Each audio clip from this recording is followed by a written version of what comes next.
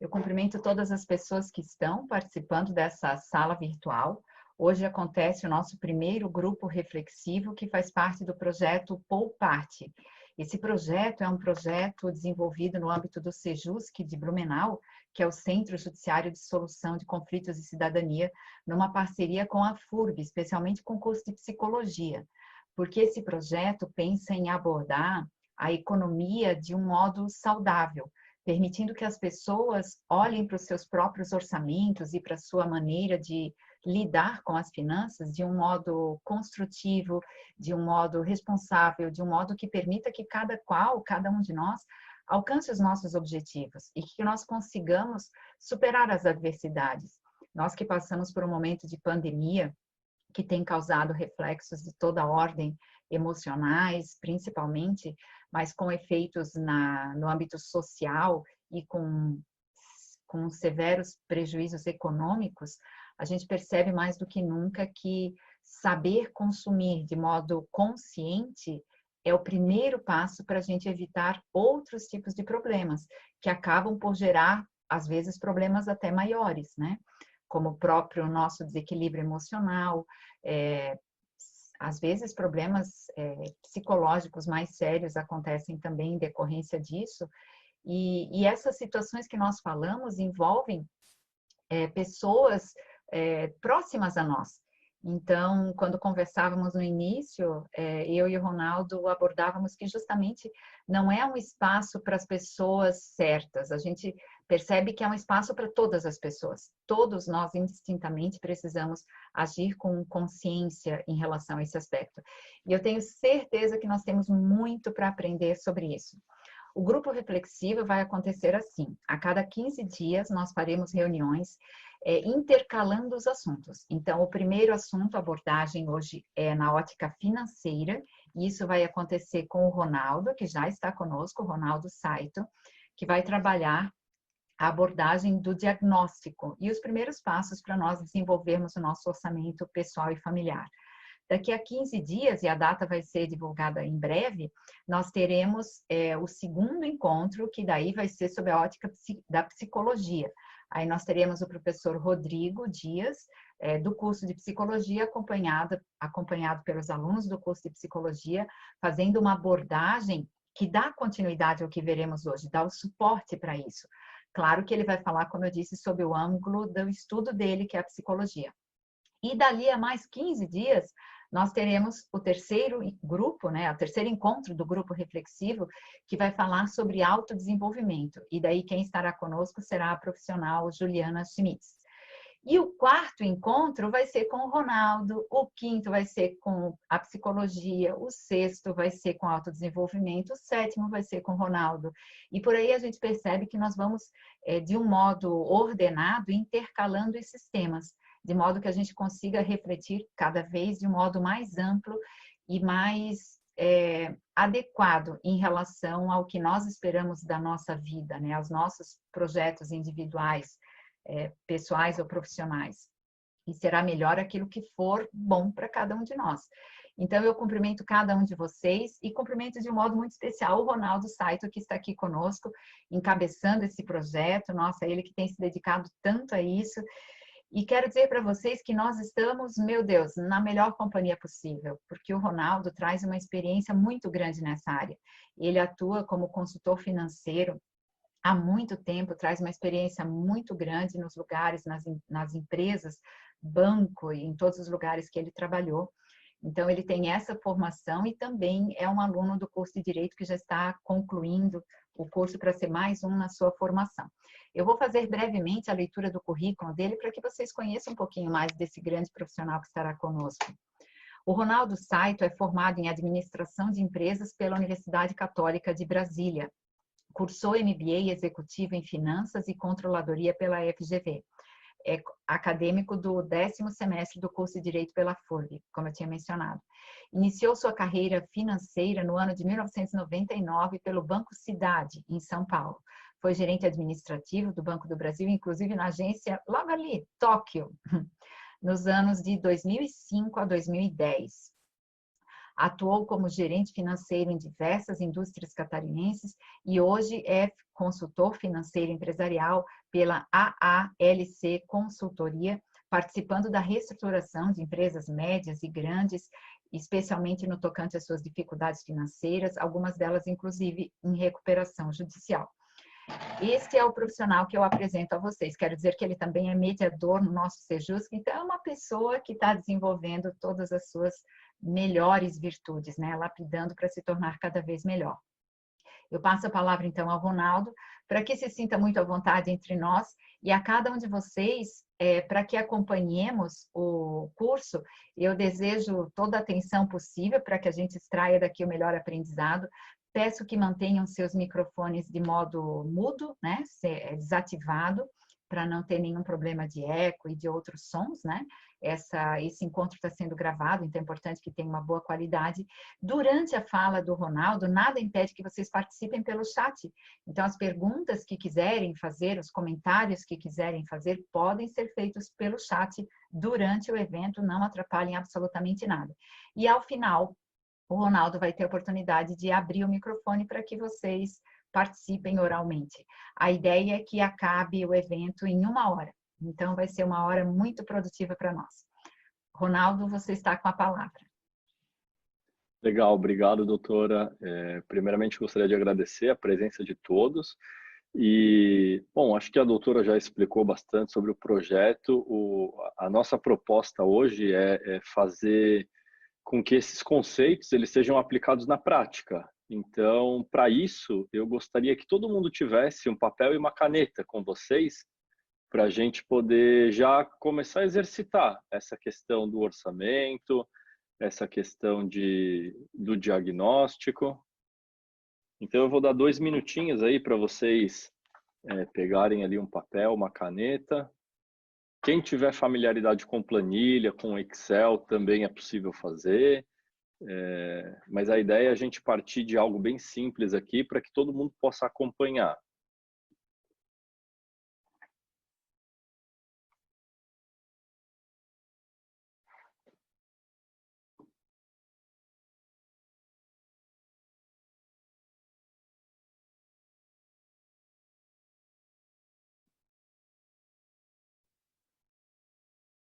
Então, aí eu vou compartilhar minha tela aqui com vocês também, para a gente ajudar a construir em conjunto também, tá? Mas a ideia inicial, enquanto vocês vão se preparando aí, pegando a caneta e o papel, a ideia inicial é a gente começar a fazer um diagnóstico. Então, o que é esse diagnóstico? A gente vai elencar as receitas no canto esquerdo ali do papel. Então, eu gostaria que vocês colocassem tudo que vocês têm de receita, todas as entradas de recursos para vocês. Eu vou compartilhar aqui, ó. Eu não estou conseguindo compartilhar aqui a tela agora.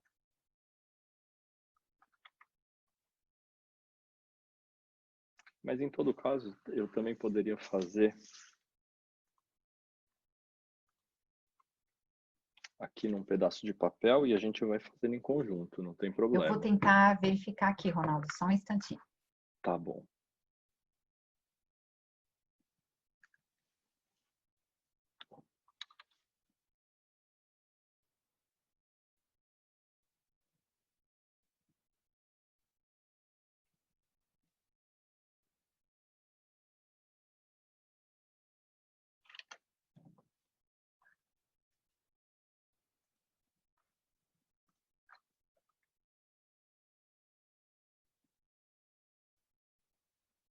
Bom, enquanto a doutora tenta ali... Acho que já é possível. Poderias tentar? Vamos ver. Ah, foi, legal. Perfeito. Aqui, então, é como se fosse aí a folha de papel em branco de vocês, né? Então, eu vou começar traçando aqui uma linha para poder dividir, então. Todos conseguem enxergar aí na tela? Tudo certo? Tá bom. A ideia é desse lado aqui, ó, do lado esquerdo, colocar as entradas. Aí, o que são as entradas? Pode ser o salário, E aí eu quero fazer aqui alguns valores hipotéticos para a gente depois fazer sentido tudo isso que a gente está colocando aqui na planilha, né? E a ideia aqui também, nessa questão de apurar as receitas e as despesas, o ideal é que fosse feito da família. E aí, por que eu digo da família? Porque talvez tenha membros dentro da família que um ganha mais do que o outro, um tem a receita maior do que o outro, ou arca com mais despesas do que o outro. E depois, quando a gente for fazer uma revisão na questão das despesas, vocês vão ver que é importante a família estar bem engajada nesse corte de despesa, nessa reestruturação de despesa. Então, por isso que aqui seria interessante colocar tanto o salário da família como um todo, como as despesas da família como um todo. Então, vamos chamar aqui o salário do João como se ele ganhasse aqui em torno de R$ 1.800. O salário da Maria como se ela ganhasse em torno de R$ 2.000. Eu coloquei aqui como uma renda extra do casal. Aí o que pode ser uma renda extra? Pode ser, de repente, uma venda por catálogo, enfim, um bico, alguma coisa que a pessoa tenha uma habilidade de fazer e que consiga extrair receita através dessa habilidade. Então, eu coloco aqui em torno de R$ 300 de renda extra da Maria, pensando que ela tem uma venda de catálogo, e eu coloco uma renda extra do senhor João de R$ 200, como se ele também tivesse alguma habilidade onde ele pudesse extrair esse recurso através dessa habilidade. Então, fazendo a soma aqui, a receita do casal como um todo, a gente chega em 3.800, 4.300, né? Então, em tese, esse seria a renda do casal, R$ 4.300 no mês. Aí aqui a ideia é colocar as saídas. E aí quando a gente fala em saídas, seria importante dividir, e aí essa é uma divisão que eu acho ela bem prática e funcional, que é colocar para quem que é colocar o porquê e quer colocar o quanto. Por que a gente faz isso? Para a gente depois conseguir fazer de fato uma faxina, um ajuste de despesas aqui. E aí, para a gente poder fazer essa faxina de fato, é bom a gente saber para quem a gente paga. Então, por exemplo, o meu plano de celular aqui é da TIM, então eu pago para TIM. Por que eu pago para TIM? Porque eu preciso ter um celular. Obviamente, todo mundo aí hoje precisa ter um celular. Então, precisa de celular, precisa de um meio de comunicação. O quanto eu pago?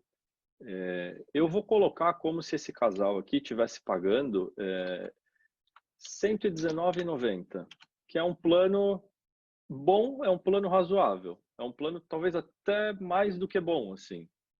E essa é a ideia, pessoal. A ideia é ir colocando uma série de despesas aqui que vocês sabem que, de fato, elas acontecem mensalmente.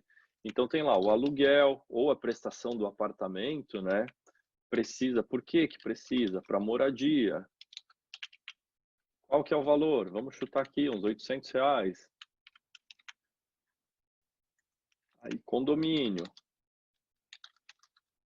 Também, inerente à moradia. Que valor? R$ 280. E assim por diante. A ideia aqui é que, por isso que eu falo que o objetivo é que seja da família, do casal, porque muitas despesas vocês vão encontrar aqui são despesas comuns. Aí foge um pouquinho daquele âmbito da despesa que é só do homem ou só da mulher. De repente a mulher ela gosta de comprar mais na questão de roupa, questão de maquiagem, questão de sapato. O homem gosta de gastar mais em questões de carro, em questões de outros tipos de lazer. Então, isso tudo acaba se confundindo. Por quê? De repente a mulher vai lá e paga com cartão de crédito, o homem também paga com cartão de crédito. Então, tudo isso acaba virando uma confusão dentro do orçamento familiar. Então, é muito difícil dizer que, olha, claro, também não é uma regra absoluta. Tem muitos casais que combinam isso e que acabam conseguindo separar bem essa questão do que quem paga, o que cada um paga, né? Mas, num geral, assim, quando acontece isso, e aí eu já aconselhei alguns casais nesse sentido, que acaba virando um problema depois. E, claro, até muito mais um problema comportamental, que talvez até o professor Rodrigo possa abordar melhor no próximo encontro, mas o que eu percebo muita, entre aspas, sabotagem, assim. Então, a mulher acaba gastando e fazendo um caixa para ela, porque ela sabe que o marido vai cobrar ela em determinados gastos, e o marido a mesma forma. Então, por isso que quando a gente fala aqui do orçamento familiar, o ideal é que seja, de fato, as receitas dos dois e as despesas dos dois. Até porque depois, quando a gente for evoluir aqui nessa questão de análise, eu vou mostrar uma sugestão também, onde cada um vai tirar um dinheiro e dentro desse dinheiro que for tirado, é como se fosse assim, um pagamento para si próprio, uma gratificação daquele mês, para que a pessoa consiga comprar o que quiser sem ter a necessidade de ter que dar satisfação, porque ela sabe o valor que ela tem para gastar, que ela pode gastar. Então, se a mulher sabe o valor que pode gastar, o marido também sabe o valor que pode gastar, e isso para os filhos também, cada um gasta da forma que melhor entender, né? Então, eu vou, assim, aqui eu fiz a título de exemplo, e aí eu vou dar um tempinho para vocês, então, complementarem. Claro, vai ser difícil, de repente, lembrar de todas as despesas aqui, e aí depois eu quero mostrar para vocês uma planilha em Excel que eu fiz aqui, que de repente contemple bastante coisas, bastante, bastante despesa e que pode dar um norte para vocês também.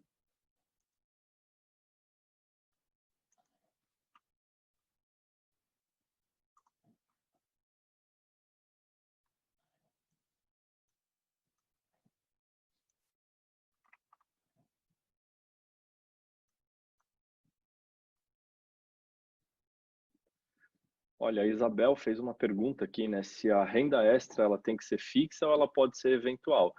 Olha, o ideal é que ela fosse fixa para lançar aqui, mas se ela for eventual, então a ideia é fazer uma média, Isabel. Aí é a gente pegar uma média do que se ganha aí nos últimos 3 meses e conseguir apurar isso de forma mensal. Assim como as despesas, Isabel, você vai perceber que em algum momento, por exemplo, o IPVA do carro, que ele é pago uma vez por ano, mas ele é pago uma vez por ano e às vezes até parcelado, né, em 3 parcelas, mais o licenciamento. Então a ideia é dividir por 12 para a gente poder ver anualmente o quanto esse valor representa e ir fazendo uma poupancinha e guardando um dinheiro todo mês para quando chegar lá no momento de pagar o IPVA, aquele valor já está separado.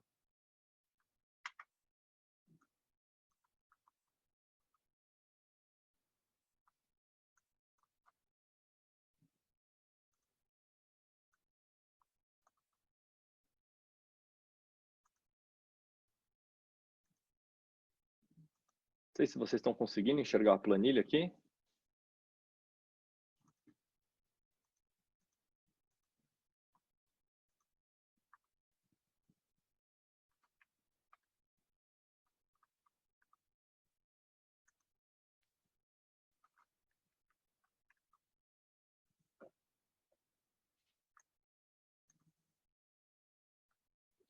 Então tá, então a ideia aqui, né?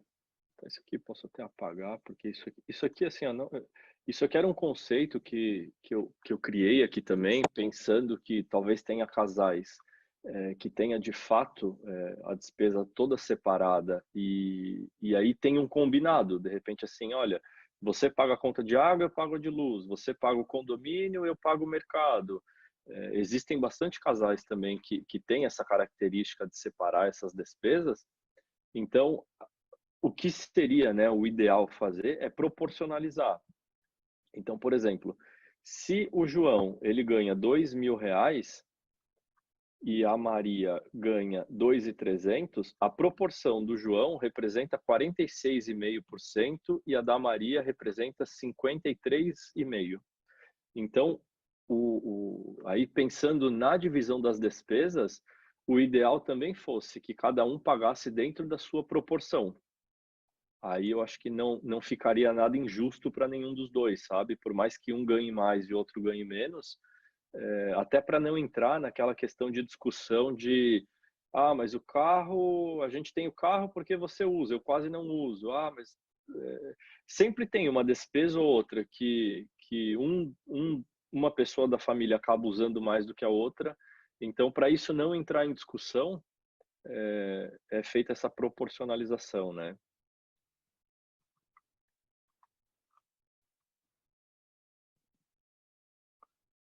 Bom, aqui algumas sugestões, então, né? Ó, por exemplo, Samay, aluguel, cartão de crédito, Celesc, combustível, condomínio, esportes, IPVA, manutenção do carro, financiamento do veículo, financiamento pessoal, mercado, a internet de casa, outras despesas fora do orçamento, eventualmente aparece um imprevisto ou outro aí que a gente não contava durante o mês, algum curso, de repente um curso de idioma, um curso profissionalizante, a pensão do filho, de repente se tem algum filho, pai, enfim, para alguém que paga a pensão, um plano de saúde, remédios, consultas, farmácias, né, algo nesse sentido, seguro do carro, seguro de vida, plano de celular.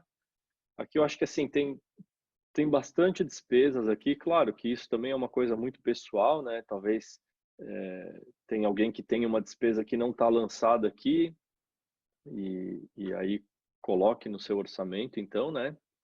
E para a gente poder ver. Nesse caso aqui, se vocês pararem para analisar, nada de muito exorbitante. Eu acho que tudo dentro assim de uma média comum aí, né? De que a pessoa trabalha, ganha um salário relativamente bacana assim para a família, né? Para o grupo familiar.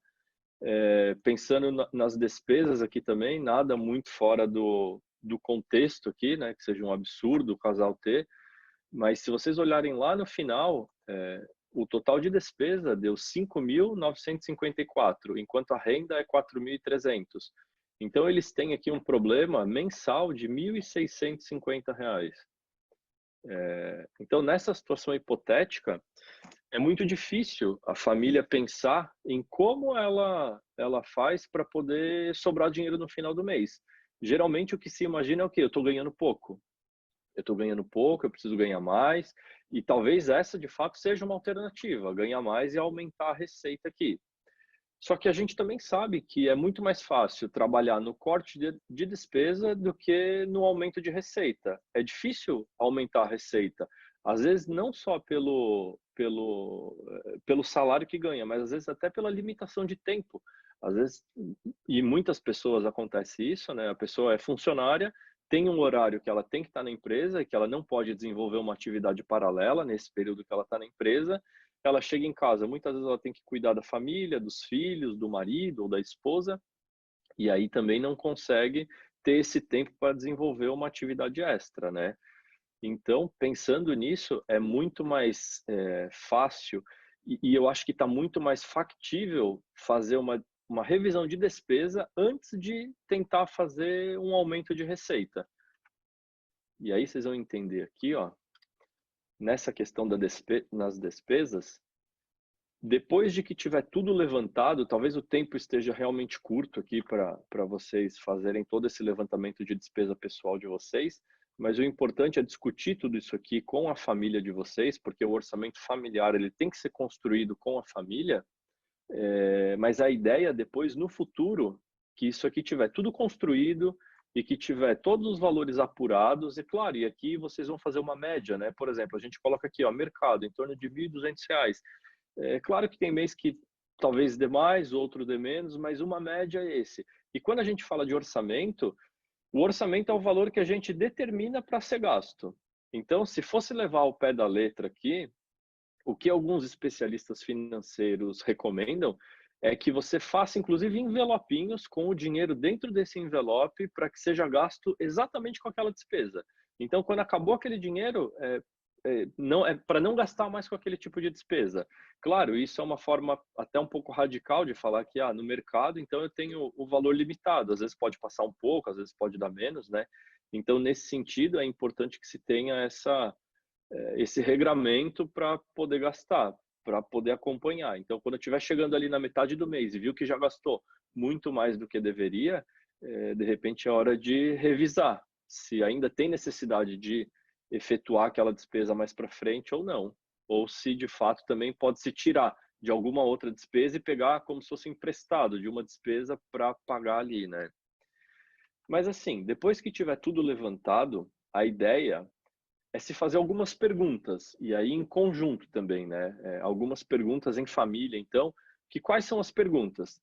Eu tenho que pagar essa despesa que a gente levantou aqui? Então, por exemplo, no caso da Samai aqui, eu tenho que pagar? Sim, eu tenho que pagar, senão eu vou ficar sem água. Eu posso reduzir? Sim, eu também posso reduzir. E qual que é a meta de redução? Aí eu coloquei aqui R$ 10. Dentro dessa meta de redução, por isso que é importante que a família participe, porque é uma meta familiar, não é uma meta só de uma pessoa.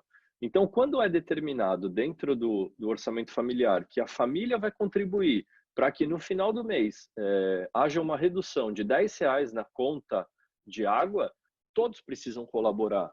E assim por diante, né? Então a gente vem aqui, no aluguel. Eu tenho que pagar? Sim, eu tenho que pagar. Eu posso reduzir? Nesse caso eu coloquei não, mas talvez seja possível reduzir. Eu coloquei não já pensando assim, veio o Covid, já renegociei com o proprietário, então já não tenho muito mais margem aqui de reduzir o aluguel nesse momento. Então, eu posso reduzir? Não. Então não tenho o que fazer, tem que pagar esse valor. E assim por diante, né? A fatura do cartão de crédito. A fatura do cartão de crédito, ela é uma despesa que ela pode. Eu sempre digo assim, eu adoro usar o cartão de crédito. Para mim é uma ferramenta, é um aliado. Eu sempre tenho pouquíssimo dinheiro na carteira. Às vezes eu não tenho R$ 20 na carteira, mas eu tenho o meu cartão de crédito. E aí envolve um pouco também da questão psicológica. Se eu tenho dinheiro na carteira, é muito mais fácil de eu ir lá e tomar um café, de eu comprar uma besteira, porque daí eu vou lá, já estou com o dinheiro na mão e acabo comprando e acabo efetivando aquela despesa. Agora, se eu tenho cartão, daqui a pouco eu vou em algum lugar que nem aceito cartão. Então, é alguma despesa supérflua que eu iria fazer que eu acabo deixando de fazer. E para mim o cartão ele é um aliado, porque eu controlo o cartão assim, de cada gasto que eu realizo. Então, se eu tomo um sorvete no McDonald's que custa lá R$ 2,50, eu anoto isso num aplicativo que eu tenho no celular e que também pode ser numa planilha. Quando eu não tinha esse aplicativo, o que eu fazia? Eu guardava todos aqueles comprovantes a segunda via do cartão, né? Que geralmente o estabelecimento pergunta, né? Que é a sua via? Eu pegava em todos os estabelecimentos, colocava na carteira e no final do dia eu lançava essa despesa na minha planilha. Então eu já sei exatamente, antes de fechar a fatura do cartão de crédito, o quanto eu vou pagar. Isso para mim assim ajuda demais. Agora tem gente que se perde um pouco, né, com esse limite do cartão de crédito, porque vai gastando, vai fazendo, vai realizando a despesa, vai saindo do orçamento, inclusive, sem perceber. E aí quando vê, acabou, né? Aí gastou mais do que deveria. Então, a ideia é ir se perguntando aqui, eu tenho que pagar essa despesa? Se eu tiver que pagar, aí eu vou para outra pergunta. Eu posso reduzir? Se eu posso reduzir, a gente vai trabalhar na redução. Se não puder reduzir, tá tudo certo. É porque é uma despesa estritamente necessária e não tem como mexer. Agora, se eu não tiver que pagar, aí a ideia é cortar. Então, essas são perguntas que vocês têm que se fazer quando estiver elaborando esse orçamento. E aí, mais adiante, o ideal também é que vocês consigam fazer o levantamento das dívidas que tem. Então, hipoteticamente, desse casal, eu coloquei aqui que eles têm um financiamento de veículo, que eles pagam uma parcela de R$ 600, que está aqui, né? Eles pagam a parcela de R$ 600 e eles têm ainda 36 parcelas para pagar. Então, eles devem para o banco ali R$ 21.600. Eles têm um financiamento pessoal que eles ainda devem R$ 12.000. Eles têm dívidas com um parente, com algum parente deles, que eles devem R$ 5.000. Tem o cheque especial em aberto de R$ 1.000, tem o rotativo do cartão de crédito de R$ 2.000 e tem uma conta em alguma mercearia, em algum mercado de bairro aí de R$ 800. Então, isso também é um fator importante de fazer o levantamento, porque às vezes a gente começa a fazer esse levantamento aqui das entradas, então a gente já sabe o quanto a gente ganha.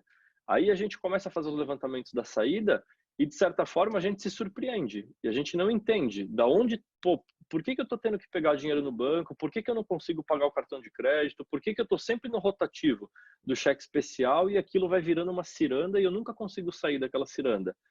Porque, com certeza, está se gastando mais do que se ganha.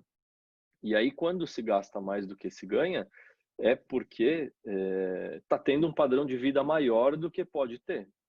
Ou também pode ser que está tendo uma receita menor do que se conseguiria ter, né? E aí entra naquilo que a gente vinha falando, né? Tem que ter um pouco mais de tempo para ter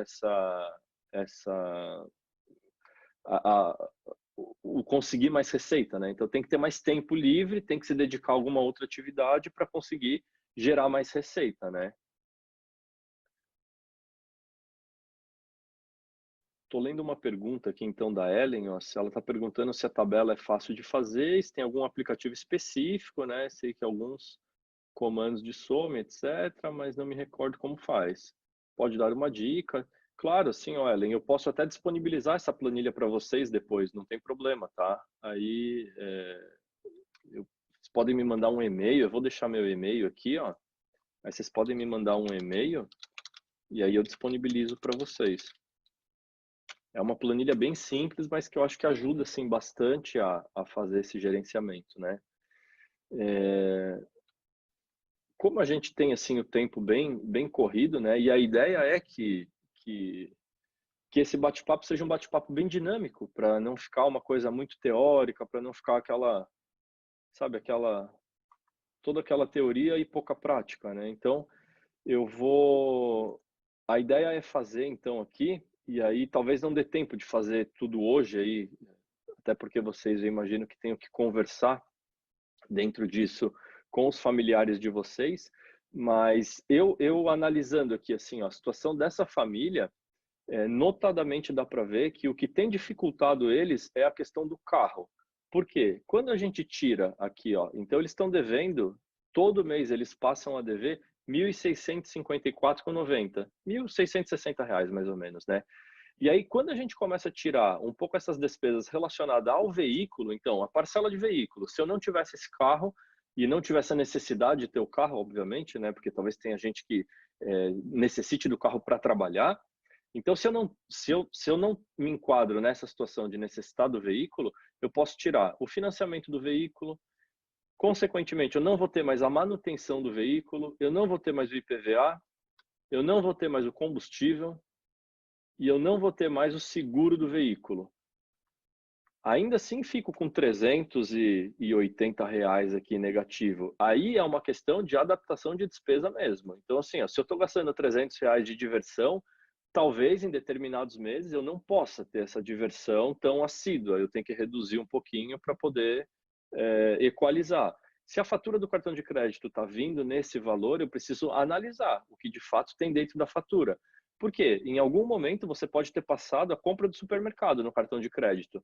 Então, se você está planejando aqui gastar R$ 1.200 no supermercado e de repente R$ 200 já está dentro do cartão de crédito, então teria que vir aqui e reduzir, ou então trabalhar aqui na questão do cartão de crédito, não colocar essa despesa no cartão de crédito e individualizar ela aqui, porque se eu gastei R$ 200 no cartão de crédito, mas foi referente ao mercado, então eu tenho que colocar ela aqui no mercado.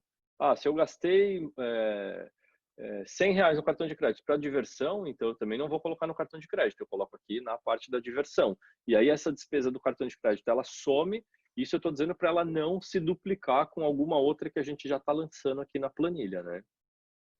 Então, notadamente, dá para ver que se essa família ela não tiver a necessidade de ter o carro, se o carro não for essencial para eles, e eles cortarem essa despesa com o carro, ele já consegue já chegar mais próximo da equalização aqui do, do orçamento deles, né? E aí, claro, o que eu gostaria de passar para vocês também, antes de abrir aqui o microfone para vocês tirarem dúvidas e a gente bater um papo, seria o seguinte: se você tem dívida e você nunca juntou dinheiro, não tem o hábito de juntar dinheiro, não consegue juntar dinheiro, eu queria aqui propor um desafio para vocês, para que guardasse R$ 1.000, para que fosse possível guardar R$ 1.000. E para que guardar esses R$ 1.000? Primeiro, que é interessante que a gente precisa ter é uma reserva de segurança. Todo especialista financeiro fala que a reserva de segurança deve ser em torno de 6 meses.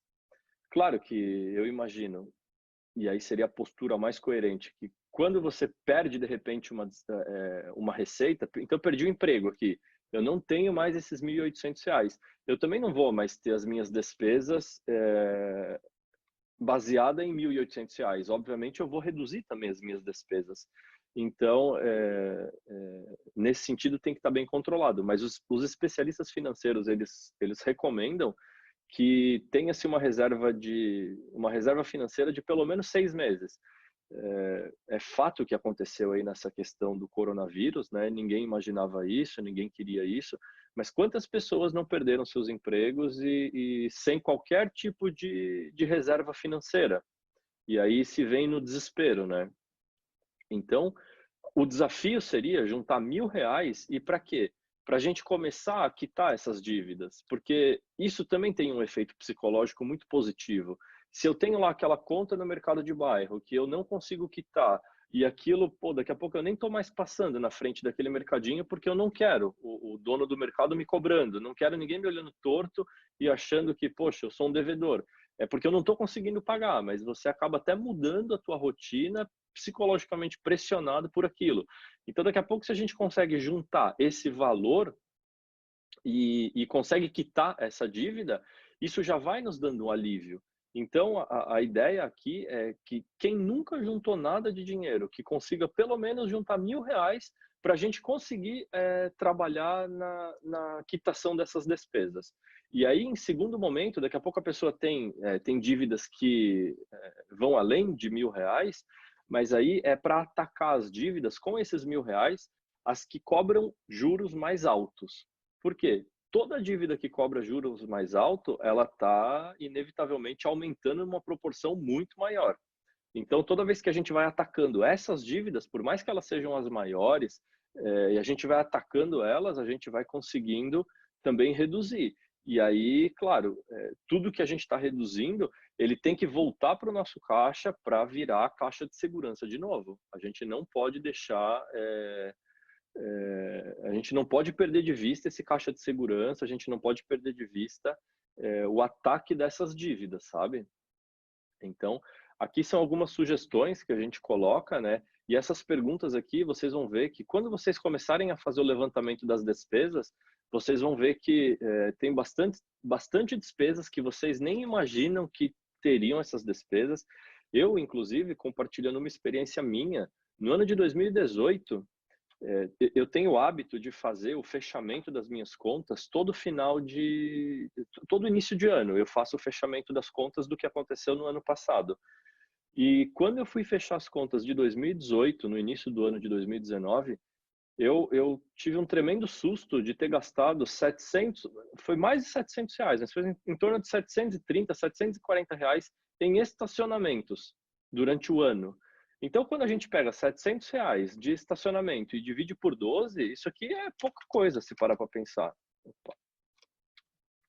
Isso aqui dá R$ 58 por mês. Ah, R$ 58 por mês. Se eu dividir isso aqui por, sei lá, por 4, então, que são 4 finais de semanas que eu poderia ir no shopping e gastar esse dinheiro no estacionamento, eu estou gastando R$ 14 por final de semana, que também não acho um absurdo, mas aí revendo tudo isso,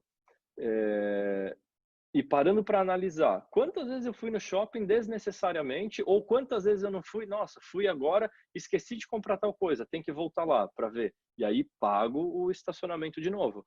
Então a gente se surpreende fazendo essa análise das despesas. E essas perguntas aqui, elas também são perguntas assim, olha, quase que mágicas, para a gente conseguir fazer uma análise bem aprofundada na questão das despesas. Eu tenho que pagar? Não. Se eu não tenho que pagar, já corta. Tenho que pagar? Sim. Então tá, se eu tenho que pagar, eu posso reduzir? Não posso, então é porque ela é necessária. Se eu posso reduzir, qual que é a meta de redução que eu vou criar para minha família para a gente conseguir evoluir nisso?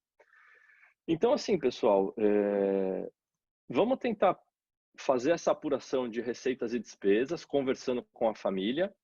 Vamos tentar fazer o levantamento do endividamento e vamos tentar guardar R$ 1.000 para quem não tem o hábito de guardar. Vamos tentar guardar R$ 1.000 depois de ter feito todo esse levantamento das receitas e despesas.